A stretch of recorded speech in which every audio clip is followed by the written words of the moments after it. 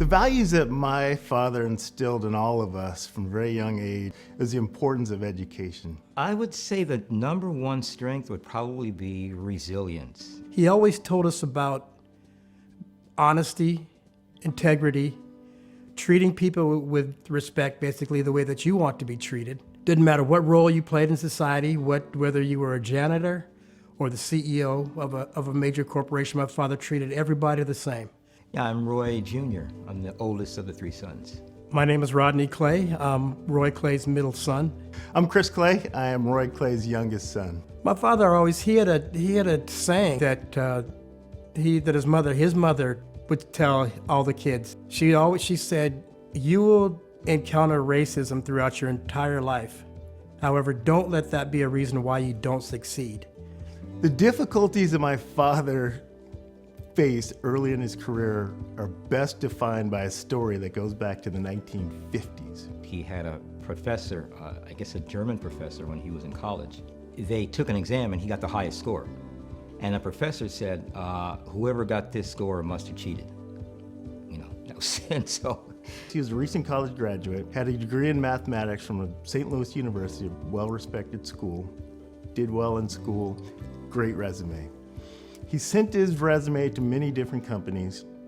He finally got a response from McDonnell Aircraft Corporation in the 1950s. Response is very positive. "We like your resume. We want you to come in for an interview." He shows up for the interview. The person that was scheduled to do the interview says, "I'm sorry, we don't hire professional Negroes." So they had seen his resume. They liked everything they saw until they saw the color of his skin. He did not let that stop him from continuing to apply to other companies. And indeed, he applied back to the same company. Eventually, with enough persistence, he got the job with that company. Back in those days, it was like, you know, if you wanted to have anything to do with the world of computers, it was all about math. You know, because math was, he always said that math was the foundation of everything.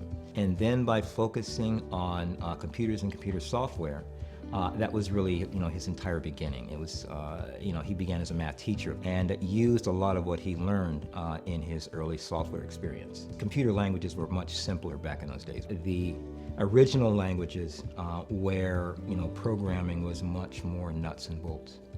You got to remember, in the 1940s and 50s, there was no such thing as computer science. Before he started HP, he was working at CDC, Control Data Corporation.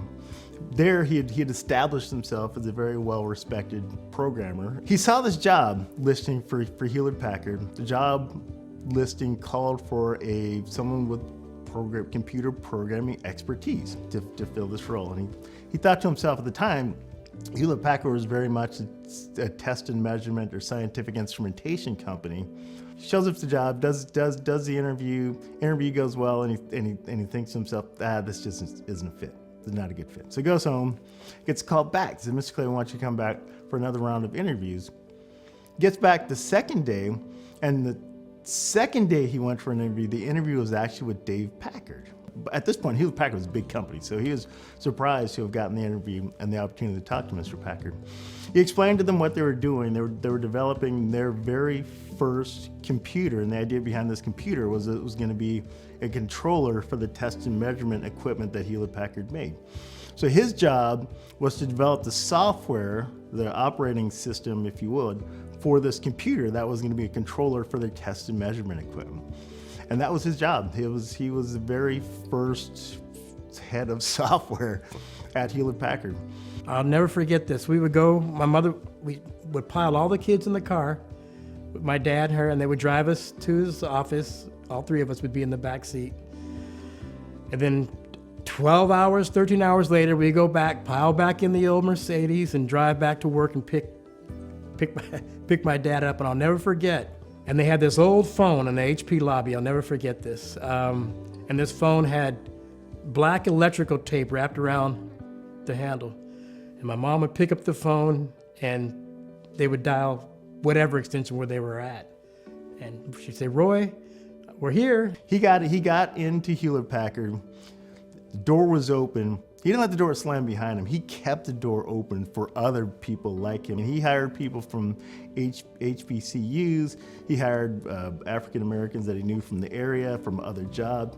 And he was very instrumental in it was about expanding the talent pool. So the book that's being finalized about my father's life, entitled Unstoppable, The Unlikely Story of a Silicon Valley Godfather, is essentially an inspirational work. It was going to originally be a biography, but what we decided to do was to kind of tell the whole story of his life with the purpose of it being a motivator for young people for a variety of reasons.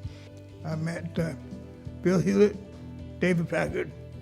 They evaluated my experience, gave me an opportunity to do what I felt best, and I was very, very fortunate with two great men. That was one of the first black people to work in the environment of the Hewlett Packard. It was a good fit. Thank you, UNCF. It was an honor to receive this recognition.